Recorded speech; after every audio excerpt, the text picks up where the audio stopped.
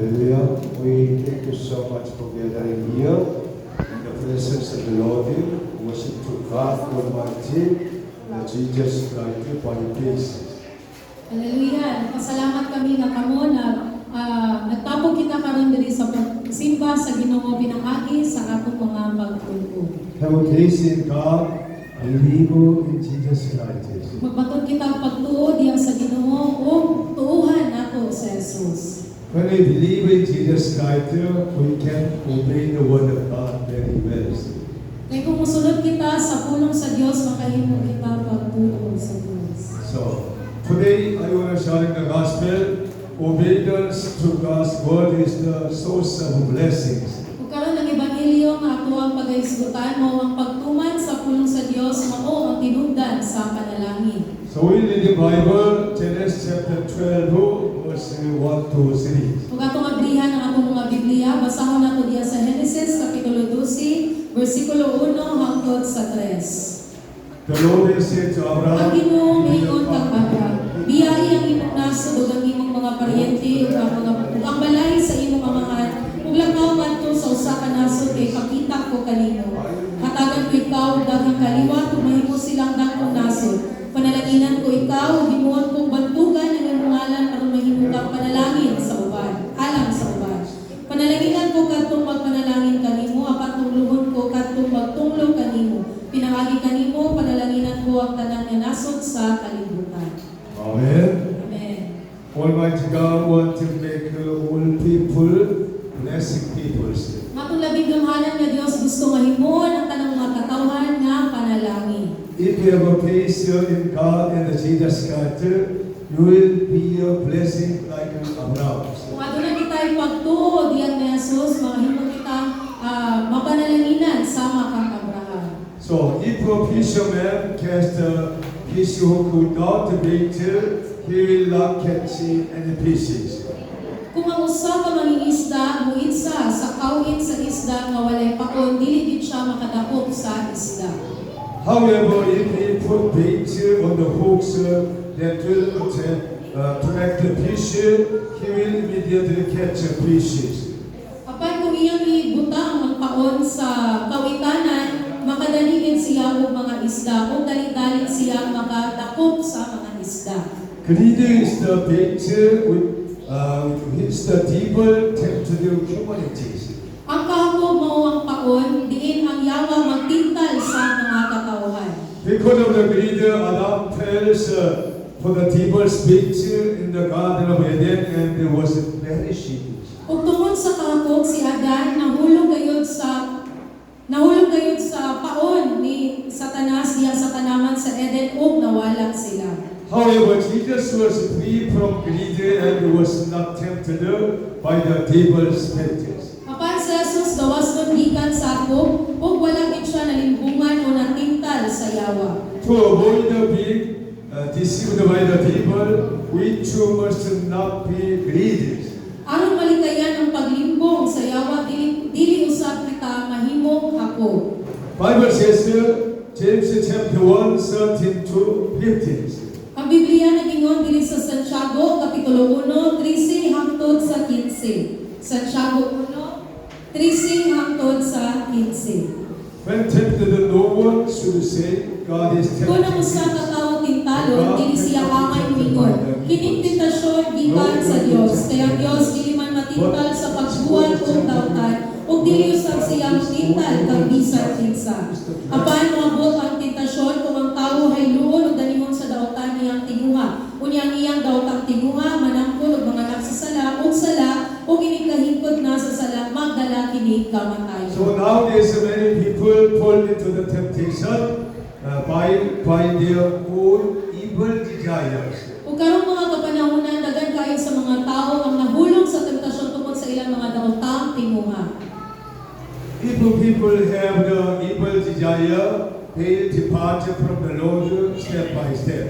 Kaya kung ang usa ka tawo aduna siya daotan nga tinguha, maghinay-hinay gid siya og palayo diha sa Ginoo. That's why to follow the word of God, we must take away the evil desire, the pattern of this world from the heart.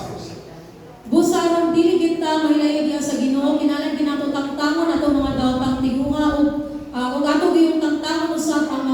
pagsunod diri sa kalibutan. First of all, we have to learn Abraham's obedience. Ug una sa tanan ato yung dapat katunan ang pagtuman ni Abraham. Almighty God commanded to Abraham, Genesis chapter 12, verse 1, leave your country, your people, and your father's household, and go to the land I will show you. Ug ang Dios nagsugo gayud kang Abraham nga biyahe ang imong nasod ug ang imong mga paryente ug ang balay sa imong amahan ug lakaw ngadto sa usa ka nasod nga ipakita ko kanimo. So we must see the unbeatable sin by faith on this. O kailangan din natong makita ang dili gayud makita nga bunga sa atong mga pagtuo. We must see the kingdom of heaven by faith. Kinahanglan natong makita ang gingharian sa langit pinaagi sa pagtuo. You can work very hard for the glory of God, for the kingdom of heaven. Kung makahimo kita pagpamuhat maayo para gayud sa gingharian sa langit. Why people cannot work very well for the glory of God? They cannot see the kingdom of heaven by faith. Kung nga naman ang mga tao dili gid makahimo pamuhat para sa kaymayan sa Ginoo tungod kay dili gid nila makita ang gingharian sa langit. That's why as a Christians, we must have a faith, see the kingdom of heaven very clearly. Busa isip usa ka mga Kristohanon kinahanglan kita makabaton og pagtuo nga ato gayong makita ang gingharian sa langit. And your Christian life will be rejoicing and very gladly. Ug ang atong Kristohanong kinabuhi mahimo kita magmalipayon. So the price we must pay to follow God Almighty. Ug ang una ang bili nga kinahanglan natong bayran aron masunod ang Dios. For this work, we must give up physical pleasure, mental desire, and the honor of this world. Ug para gid mabuhat nato ni kinahanglan gid natong tangtangon ang lawas ng kahilayan, mga tinguha sa una-una ug ang dungog diri sa kalibutan. Bible says we cannot have both this world and God at the same time. Ang Biblia nagingon nga dili nato maangkon ang kalibutan ug ang Dios sa samang higayon. So Abraham suffered because he did not leave his father's houses. Si Abraham nagantos tungod kay wala gid siya mibiyan sa balay sa iyang amahan. Genesis chapter 11, 27 to 28. Ang Biblia nagingon diri sa Genesis kapitulo 11, bersikulo 27 hangtod sa 28. This is the account of the Genesis Terah. 11, 27 Terah hangtod became the father of Abraham. Mao kini ang mga kaliwat ni Terah, si Abram, si Nahor, ug si Haran. Si Haran oy amahan ni Lot, ug si Haran namatay dito sa iyang lungsod nga natawag nga mao ang Ur, ug sa Kaldea samtang buhi pa ang iyang amahan. So we must depart from the old kind of evil desire, old kind of old former actions. Ug kinahanglan din natong tangtangon ug biyatan ng mga daotang tinguha ug bisan natong mga naankan nga mga binuhatan. So when the Abraham left his father's household, God blessed his life. Ug sa diha gayong nibiyang si Abraham sa balay sa iyang amahan, ang Dios mipanalangin kaniya. Bible says Genesis chapter 13, verse 14 to 17. Ang Biblia nagingon sa Genesis kapitulo 13, 14 hangtod sa 17. The Lord said to Abraham, Sa Biblia na si Lot ang Ginoo mingon kang Abraham. Gikan sa imong kahimutangan lantaw pag-ayo tanang dapit. Ihatag ko kanimo sa imong mga kaliwat ang tanang yuta nga imong makita ug mahimo kini sa dayon. Padaghanon ko ang imong mga kaliwat ug walay makaihap kaniya. Masayon pa ang pag-ihap sa ako kaysa pag-ihap niya sa imong mga kaliwat. Busa panganda mo suruya ang imong yuta kay ihatag ko kining tanan kanimo. I am giving you truth. Amen. We must hold the promise of God through Holy Bibles. Kung kinahanglan din natong kuptan ang mga sahad sa Ginoo, pinaagi gayud sa iyang balaan nga pulong. But nowadays many people, even though church members, depart from the Lord because they do not meditate the word of God, they enlighten. Apan karong mga panahon na daghan kaayo mga Kristohanon na midiya gayud diha sa Ginoo, tungod kay wala sila magtuon o mubasa sa pulong sa Dios. This is the God's word. You are depart from the Lord very well nowadays because you did not read the Bible in the morning, in the evening continuous. Umogit kini ang mensahe sa Dios kanatong tanan nga nilayo na kita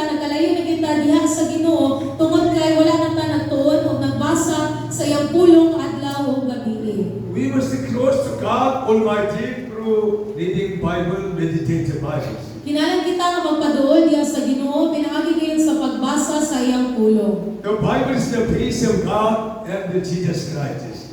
Ang Biblia o ang pulong sa Dios mao kini ang naong sa Ginoo. You can see God and Jesus Christ every day and night through open the Bible and the reading Bible, meditating Bibles. Makahimo kita pagkakita o paglantaw sa naong sa Ginoo pinaagi kayon sa pagbasa sa iyang pulong. But people have no knowledge of God. They do not understanding this word. That's why they are departed from the Lord God and the Jesus Christ.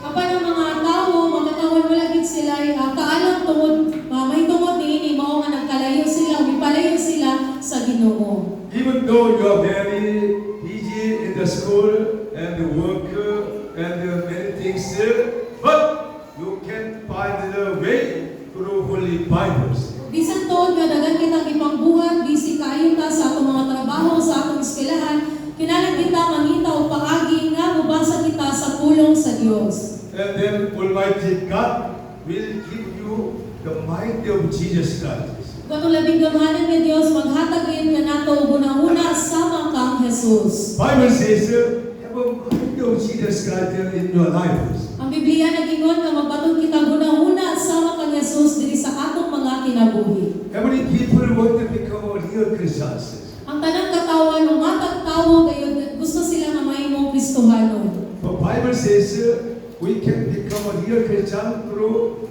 meditate the Word of God, Bible, every day and the night.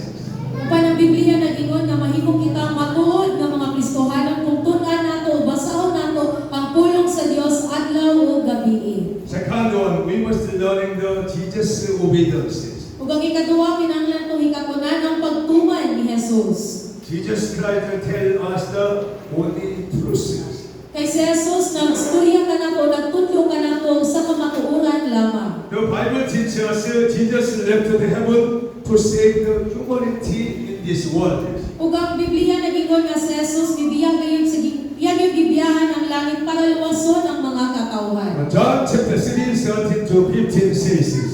Nagingon diri sa Juan kapitulo 3 bersikulo 13 hangtod sa 15. No one has ever Kung walang pay nakasaka sa langit gawa sa anak sa tao nga nanawag gikan sa langit. Sa mga gihisan ni Moises dito sa kamingawan ang bitin ng bronze nga gibutang tungkol ang anak sa tao kinahanglan usab aron ang tanan nga motuo kaniya makabaton og kinabuhi walay katapusan. Amen. The Bible says very clearly, Jesus came from the heavens. Ang Biblia klaro kayong nagstorya o nagsulti diri kanato nga si Jesus gikan gayud sa langit. And then Jesus left the world to save the humanity also.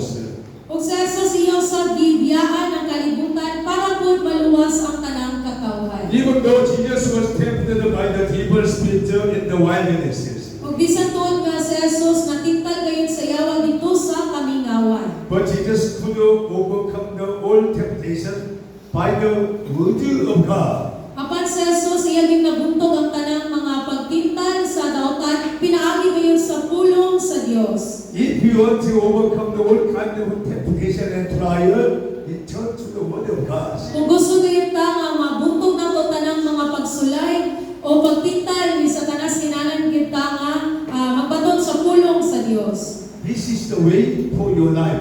Ug mao kini ang paagi o ang dalan sa atong mga kinabuhi. Bible says in Matthew chapter 4, 8 to 10. Ang Biblia nagingon sa Mateo 4 bersikulo 8 hangtod sa 10. Forget Mateo people 4 to the hill to the very high mountain and Unya gidala sa Jesus sa yawa ngadto sa usa ka hapon. Kaayong bukid ug ipakita kaniya ang tanang ginharian sa kalibutan ug ang ilang kaanindon. Ang yawa ningon, ihapon ko kanimo kining tanan kun muluhod ka ug musimba kanako. Mitubag si Jesus, pahawa sa tanas. Ang kasulatan nagingon, simbaha Ginoo nga imong Dios ug siya lamang ang alagani. we must very clearly understand the identity of the evil spirit continue deceive your lives. Kung kinahanglan gid natong hibalan o makatunan kung unsa gid ang kinaiya sa yawa mangoy mutunglo sa atong mga kinabuhi. Evil spirits tempted Jesus Christ one time, two times, three times continuous. Kaya ang yawa yun nagpadayon din pagtintal sa kinabuhi ni Jesus, dili lang kayo sa makausa, kung dili sa makadaghan. Jesus Christ could not communicate with the evil spirits. Ug sa Jesus, dili gid siya nga makastorya diha sa dautan. Jesus Christ commanded to Satan, away from me, Satan, likewise. Ug sa Jesus, iya gid gibugaw si Satanas nga sama niini, pahawa Satanas. I cannot worship down. I cannot bow down and worship to you. Dili gid ko makahimo pagluhod o pagsimba diha kanimo.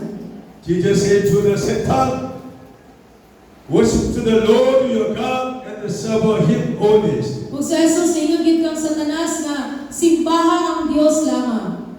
We must understand the identity of the Satan's.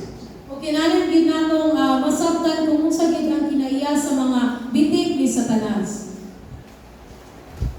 From the beginning in the Garden of Eden, Satan was working. Kay bisan pa sa sinugdanan dito sa tanaman sa Eden, si Satanas naglihok na giya dito. Until now, Satan is working to make a corruption and evil desire to follow the greedy minds. O bisan karon si Satanas naglihok diri sa atong mga unang-una, aron gid sundo nato ang mga daotang tinguha o even o bisan ang mga kahapon. God created all people very good.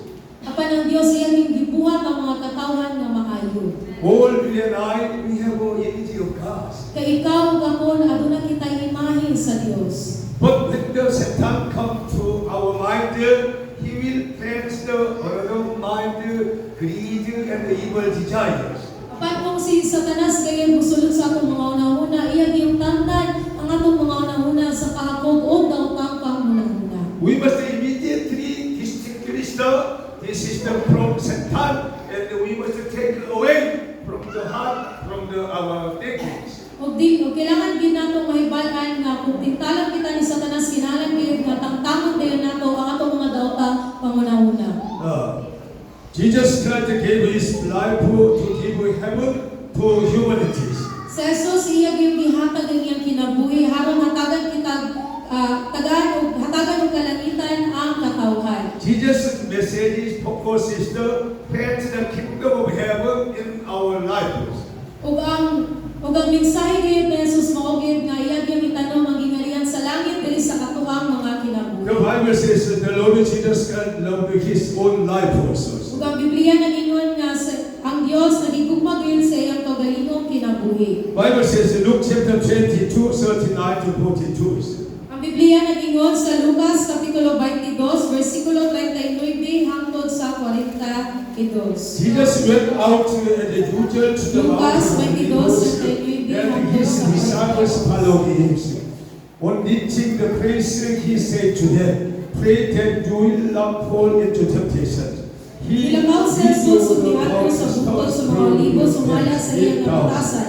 Mikuyog kaniya ang iyang mga kinunod. Sana yagod na sila dito mingon sila. Pag-ako ka mo aron dili ka mo nalahog sa panulat. Unya mibiyak siya kanila ngadto sa diling kaayo halayo ug miluhod siya ug nag-angko. Amahan, mingon siya, kung buot ka kuha kining kupag gikan kanako. Apan dili ang ako pagbuot, kundi ang imo maoy matuman. Amen. Jesus went to the mountain of Olives. Sa Jesus niadto gayon sa bungtod sa mga olibo. When I been to the Israel, I went to the mountain of Olives, very near from the Jerusalem temples. Ug sa diha gayon nga si pastor niadto sa lugar sa Israel, niadto gyud siya sa bungtod sa olibo nga duol kaayo sa Jerusalem. If here is the mountain of Olives, Jerusalem temple of the Lord, distance almost Olympus Island is very near. O kung dito sa Israel makita gid nato ang distansya sa bungtod sa olibo nga sama gayud sa gilayon diri ug sa Olympia. From the mountain of Olives, can see the temple of the Lord, Jerusalem temple very clearly. Kaya dito gid sa bungtod sa olibo makita gid nila ang templo sa Dios. That's why Jesus went out as usual to pray to God Almighty to the mountain of Olives. Busa sa Jesus milakaw siya, umiadtogin siya dito sa bungtod sa Olivo, sumalagin sa iyang nabatasan ug nag-ampo siya dito. Nowadays, our church is the mountain of Olive to pray, seek God Almighty very well. Ug karon mga panahon ang atong simbahan mao kini ang bungtod sa Olivo diin pwede kita makaampo diri ug magpangita diha sa Ginoo. Church is the very near from your houses. You can come to the every day and night. Usually make a new attitudes. Kaya ang atong simbahan doon na kaayo sa atong mga balay, atong mga panimalay, makahimo kita pag-ali diri adlaw gabi aron sa pag-ampo. You can praise O for the will of God Almighty.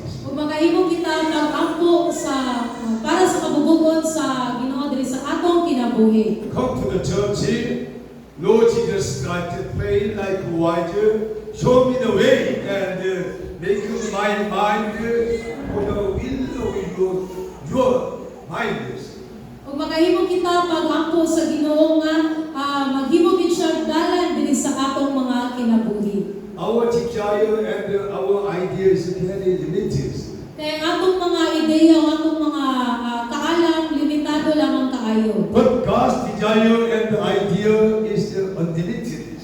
Apan ang ideya o ang tinguha o ang kaalam sa Dios wala giyoy limitado. Why you do not ask to God anything else when you want it? O nga naman nga mangayo kita sa Dios ug sa bisan unsa natong gikinahanglan. Today memorize verse promise. If you ask in my name anything else, I will give you. Kaya karon sa ato ang memory verse nga kung mangayo kita sa Ginoo pinaagi sa iyang ngalan, ihatag gayud sa Dios ang atong mga Bible says Luke chapter 22 verse 42. Okay. diri sa Lucas kapitulo 22 bersikulo 42 atong basahon pag-usab. Father, Amahan, if you are willing, take this cup from Kulbot me. ka, kuha kami ni upang ikan ka na ko. Kabat dili ang akong pagbuot, kundi ang imong maoy matungan.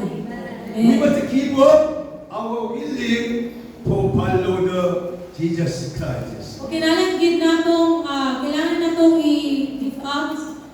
Kailangan natong abuyan ang tanan nga ato ang mga kaugalingong kabubuton. Apostle Paul confessed likewise after he met Jesus Christ, Philippians chapter 2, 5 to 8. Kung sama ngayon ni Apostoles Pablo, iyan yung gisugid diri sa Filipos kapitulo 2, versikulo 5 hangtod sa 8. Your attitude Filipos should be the 2, 5 same hangtod as sa that 8. of Christ. Hangay ninyo, Who being very attitude. matunan, ang una-una ang ipatunan ni Kristo Jesus na maukinig.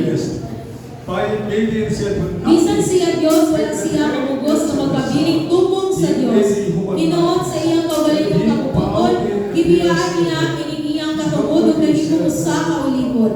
Natawo siya sama sa kasaganang tawo. Nagpaubos siya ug nagmasinugtanan hangtod sa kamatayon, bisan sa iyang kamatayon sa krus. Amen. Jesus was blessed by giving up himself.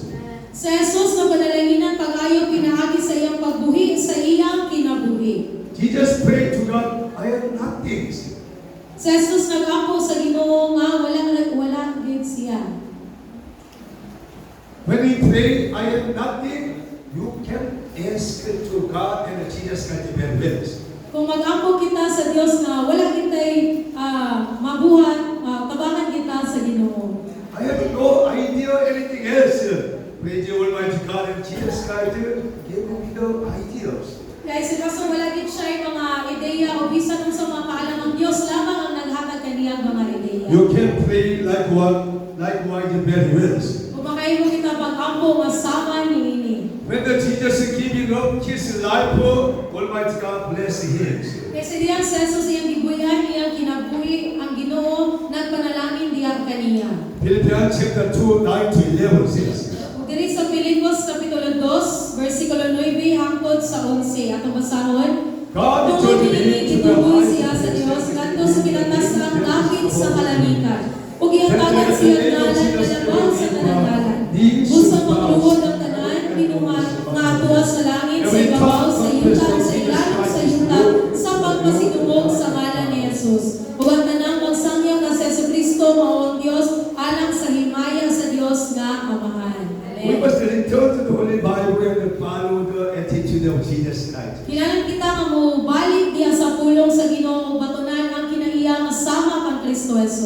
Number 3, principles of the peace for following God Almighty. Kung ikatulo, dapat na itong ikatunan ang prinsipyo sa pagtuon diyan sa pagsunod sa Dios. First of all, according to the Bible, we must leave the world patterns. O pinakauna sa tanan, kinalang ginatong biyahan ang mga pamalakad o batasan ining kalibutan. Why we must depart, leave the world pattern? First John chapter 2, 15 to 17 Kung says, ano kinalang na natong biyahan ang mga kinaiya o binuhatan ining kalibutan nagingon diri sa unang Juan, Kapitulo 2, 15 hangtod sa 17. do not love the world and Iyaw ninyo'y ugma ang kalibutan, o bisag unsa man iya sa kalibutan. Kung igugmao ninyo ang kalibutan, wala ka mo mahigugma sa amahan.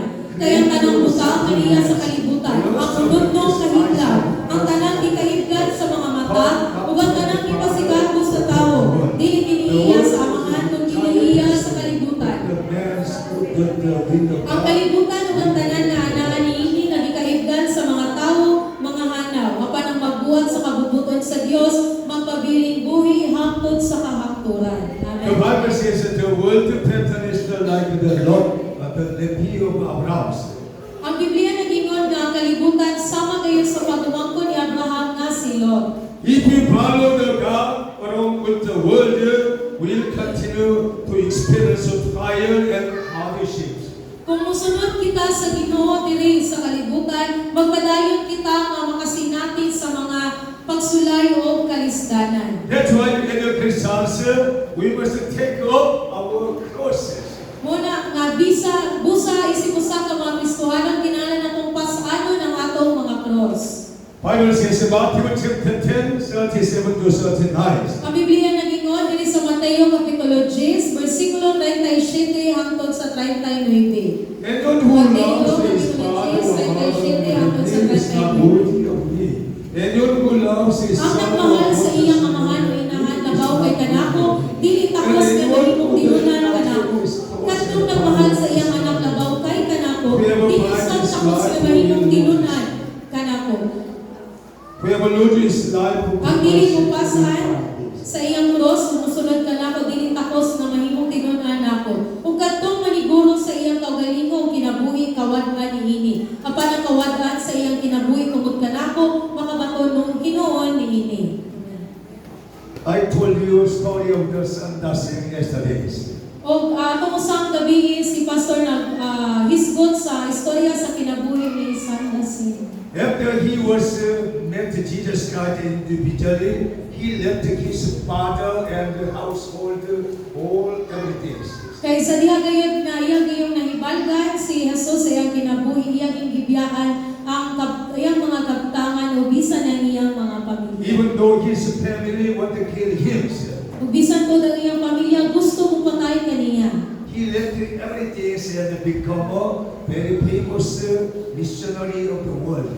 Ug iyang gibiyaan bisan sa mga pagluto sa iyang ginikanan, iyang gibiyaan ang iyang mga ginikanan o nahimo siyang maayo o ilado nga misyonaryo. As a missionary, he saved more than 1 million people saved all around the world.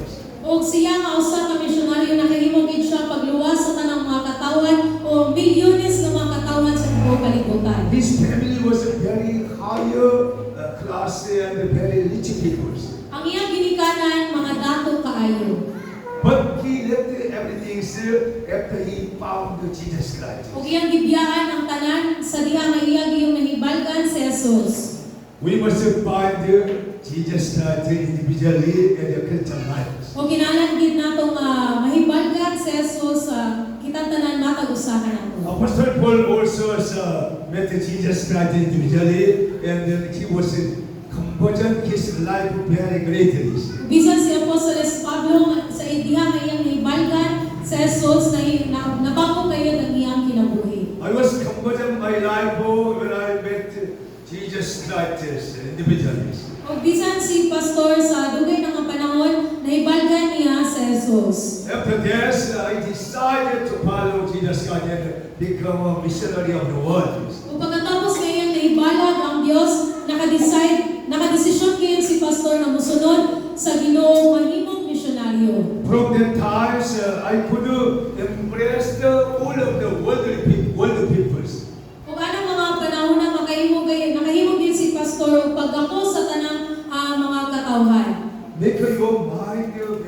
widely, not only occurred by Negros Island. Kung kinalang yun natong lakdo ng atong mga pangunahuna, dili lamang kay Kuto Bra diri sa Opet o sa Bagis.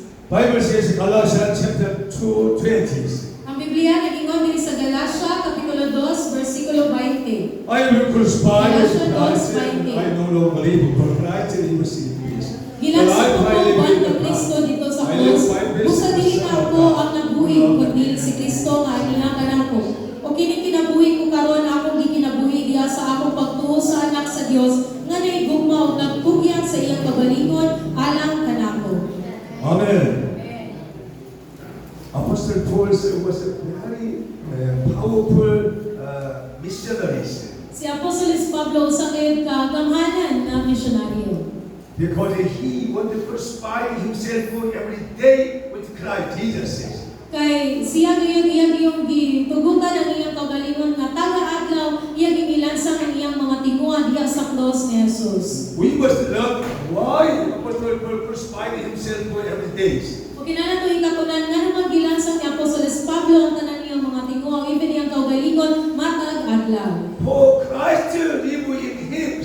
Para gayud nga si Kristo mupuyo diha sulod kaniya. When we cry, when we crucify our desire, our self-worth, Christ will live in us, working with us very well. Kay kung ato gyud bilansang sa krus ang atong mga tinguha sa atong mga kinabuhi o even ang atong mga gusto aring kalibutan na ang Dios mupuyo gayud diri sa atong kinabuhi. That's why Apostle Paul compares Philippians chapter 1 verse 21. Si Apostoles Pablo nag-isgot kayo diri sa Filipos kapitulo 1 bersikulo 21. For to me to live is Christ, and to Kaya alam ka na die ko ang is kinabuhi mao si Kristo ug ang kamatayon maghatag og dugang nga kabulan. He was surrendered to God Almighty all his life. Iya gyud gihatag ang tibok niyang kinabuhi diha sa Dios Amahan. Amen. Dedicate your entire life to God Almighty. Ato gayong ihalad ang tibok natong kinabuhi diha sa Dios. Abraham worship service to God with his sons. Ug si Abraham gayud nagsimba diha naghalad og pagsimba diha sa Dios kauban si Isaac. Bible says in Genesis chapter 22 verse 9 to 12. Ang Biblia nagingon diri sa Genesis kapitulo 22 bersikulo 9 hangtod sa 12. Genesis 22 9 hangtod 12. Abraham built an altar Sa mga putila sa dapit na gitudlo kaniya sa Dios, ipatindog ni Abraham ang sa kahalaran ng ibabaw niini, gibutan niya ang sugnod. Gikapos niya ang iyang anak ug ipahilula sa halaran ibabaw sa sugnod. Unya gikuha niya ang kutsilyo aron patyon kaniya sa Abraham, Kapag mitawag kaniya gikan sa langit ang anghel sa Ginoo. Abraham, Abraham, mitubag siya, aniya ako. Ayaw usaha ang bata, mingo ng anghel. Nasayod na ako, maanak kagayon pagsugod sa Dios. Kay wala kong manihikaw ka na ko ang imong buktong anak. This is a message from God Almighty to Abraham and to all of their lives. Mo gini ang mensahe sa labing kamhanan nga Dios diha kang Abraham ug kanakong tanan karon. When we decided to God Almighty like Abraham, surrender his son as a burnt offering to God Almighty, Almighty God know his mind very well. Sa diha gyud nga naghalad og pagsimba si Abraham dito sa Dios, nakabalo na gid ang Ginoo nga desidido kaya si Abraham nga muhalad sa iyang tibuok kinabuhi. God said to Abraham, I know that you fear God means. O ang Dios kaya nagingon kay kang Abraham nga nasayod ako nga aduna kay kahadlok kanako. Surrender to all our life, and then God know our hearts. O kinahanglan nato nga ihalad o ihatag sa Ginoo ang atong mga kinabuhi, ang Dios nasayod sa atong mga kasikaso. So blessings are given to those who forsake everything to God Almighty. Ang panalangin gihatag gayud na niadtong mga katawhan nga mubiyag sa tanan. Matthew chapter 19 verse 27 to 30 says, Atong abrihan atong mga Biblia sa Mateo kapitulo 19 bersikulo 27 hangtod sa 30. Apostle Peter answered him, we have left Mateo enemies 19 to follow you whatever hangtod sa you 30. for us. Jesus said to them, I tell you the truth. Unya mingon si Pedro, Ginoo, akong ibiyahan ang tanan ug misunod kami ako. Sa Jesus mingon kanila. Isulti ko kini kaninyo iniglingkod niya sa anak sa tao sa iyang himayaw trono diya sa bagong kalibutan. Kamong napulog duwa ka tinunan mulikod usab sa mga trono aron pagmando sa napulog duwa ka banay sa Israel. Ug ang tanan nga mibiya sa ilang balay ug igsoon mga amahan inahan mga anak o mga uma tungod kanako makadawat og labaw sa usa ka gatos kapilo gatagan pagayot siya ginabuhing dayon. Amen. Amen. Apan daghan sa naguna karon maulahi ug daghan sa nalahi karon nahimuna. This is the wonderful blessing message from God and Jesus Christ. Mao kini ang pinakamanindot nga mensahe nga gihatag ni Jesus diri kanatong tanan. Anyone who follows the Jesus Christ sits on His glorious throne in the kingdom of heaven. Kay katugayon nga nagsunod kung desidido nga mobiya sa ilang mga kinabuhi, ang mahimakaymo gayud paglingkod diya sa tapat sa trono sa Dios. Last one, Revelation chapter 3, 10 to 11. Ug sa katapusan atong abrihan atong Biblia sa Gipadayag kapitulo 3 10 hangtod sa 11. Gipadayag 3 versikulo 10 hangtod sa 11. Tungod kay gituman mo man ang akong sugo nga nagpailog ka, ilikay ko ikaw sa mga kalisdanan sa wabot sa kalibutan aron pagsulay sa kanang mga tao. Muana ako dayon, batay nga dili maunsa kanang imong giungtan aron walay makailog sa imong korona sa kadabugan. We Amen. must keep our crown of life given to by God Almighty. O kinalang gid nato ampingan ang pagtuo nga gihatag gyud ni Jesus diri kanato. We must protection our life for our faces. Kinalang gid nato nga proteksyonan ang atong kinabuhi nga dunay pagtuo. Do not give your heart to other matters. Dili gid nato ihatag ang atong mga kasing-kasing sa lain pang butang. Follow the word of God, seek His kingdom and His righteousness. Sundon gid nato ang Ginoo katong pangitawon ang iyang pagamatarog ug iyang ginharian. And all things will be given to you as well. Ug ang tanang butang ihatag gayud sa Dios diya kanina. Believe in the Bible and comfort in your heart to the Holy Scriptures. Kilala nato nga tunganon na kailangan nga mutungan gayud sa pulong sa Ginoo ato gayong tuhan ang mga pulong sa Dios. Holy Scriptures is alive and active to change our old habit and tradition. Kilala gid nato nga ihatag sa Dios ang tanan ug gusto gid nato tanan natong mga binuhatan. Long time ago, I had a very long traditions. Sa dugay na nga panahon si Pastor aduna gid siya ay sayop nga tradisyon nga gisunod. I was a part of the pattern of this world and the tradition of the Koreas. Ug si Pastor gayud nagsunod gid siya pag-ayo sa tradisyon sa Korea. Bow down to the everybody talks very well. Ug nagkita gid niya nga dili gid uyon ang ilahang mga tradisyon. Prepare a very wonderful food for dedication to dead bodies. Ug ang mga katawan gid dito sa Korea ilang tradisyon maghandang gid sila mga paghalad sa mga patay nga mga tawo. Long time ago, there is the Korean tradition, sacrifice the food and all materials to the dead bodies. Kay sa dugay na gid nga panahon ang tradisyon gid sa mga katawan sa Korea, ilang gyud ihalad bisan ang ilang mga kaptangan ug ilang mga pagkaon diya gid sa mga patay nga mga tawo. This is the meaning of the worship to the devil's spirit, not to God. Ang pasabot niini mao ang pagsimba sa demonyo dili sa Ginoo. At that time, I did not understand the Bible. Ug anang mga panahon na si Pastor wala gid siya kasabot sa Biblia. That's why I was following the pattern of Koreas. Ug anang mga panahon na iya gisunod ang pamalakad sa ilahang nasod sa Korea. And the Christians, we must change our attitude and the tradition all of these Philippines. Kung isip ko sa Kristohanon kinahanglan gid nato usbon ang atong mga pagsunod sa mga tradisyon diri sa Pilipinas. Bible says, if you are in Christ Jesus, the old is gone, the new is come. Kaya ang Biblia nagingon nga kung kita ana diha kang Kristo Jesus ang daan miagi na ug ang bago miabot na. Which means we must take away the old attitude and the tradition of our situations. Ambot pa sa niini kinahanglan gid nato matangtamon atong daan nga mga tradisyon ng mga naandan. To church is the foundation of the truth and teaching the new tradition, new attitudes. Kaya ang simbahan mo ang pundasyon sa pagsunod ngayon sa Ginoo bago ang mga tradisyon. So we must come to the church every Sunday and worship and pray meetings. Kung mo na kinanan kita nga muapil sa pagsimba matag Domingo, muapil kayo sa prayer meeting. And then you will be able to much fruit of the Holy Spirit in your life, enjoying your life. O baka makahimo kita pagpamunga sa mga bunga diya sa pagtuo. Don't be discarding anymore from now on. Dili na kita dapat maluya sugod karon. Take a hold of Jesus Christ and to the Holy Bible. Ugkutan gid nato ang Dios pinaagi sa pulong sa Ginoo. I will conclude your messages. When a grain of wheat is fall to the ground and die, it bears much fruits. Kung sa katapusan nga mensahe kung ugas sa trigo mo, mahulog kayo diya sa yuta o mamatay, makabaton gid kini, mamunga gid kini pag-ayo.